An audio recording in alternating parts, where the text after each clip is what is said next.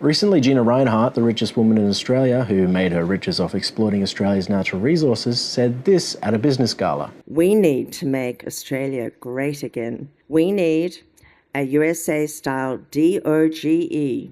And you know, the craziest coincidence happened. Just after Gina says the word, Peter Dutton announces his Trump-inspired Department of Government Efficiency. Gina's wish is Dutton's command. And if that wasn't bad enough, guess who he's put in charge? Jacinta Price. And yes, that's the same Jacinta Price who said that her political idol is Margaret Thatcher. Now, if you're under 40 and also not British, you might be asking, who the hell is Margaret Thatcher? Well, she was the British Prime Minister back in the 1980s. Trust me, if you ask anyone from a working class background in the UK what her policies did to their communities, you'll get a whole lot of... I put a stake through her heart and garlic around her neck to make sure she never come back. Ruin the community, ruin families. Every pub and club shut, and she did it. Margaret Thatcher basically sold off all of Britain's public infrastructure to the highest bidder, basically screwing over the entire population. Everything from the railways, gas, water, steel, telecoms, you name it. If it moved, she sold it. And what happened to the quality of those things?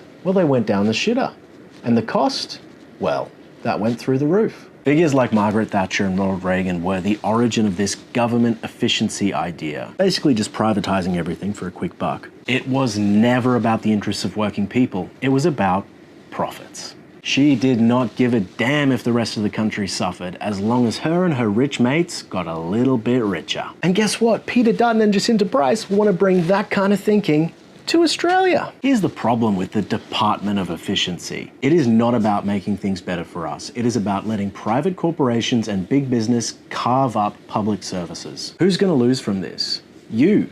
The young, the old, the vulnerable. Pretty much anyone who doesn't have millions in the bank. So guys, we really need to ask ourselves here, do we want Australia to follow in Margaret Thatcher's footsteps? More cuts, more privatization, more costs for everyone except the ultra rich? Or do we want a country where everyone has a fair go? Think about it, because the choices being made in the interest of the few at the expense of the many will shape your future. We really deserve better here than Peter Dutton.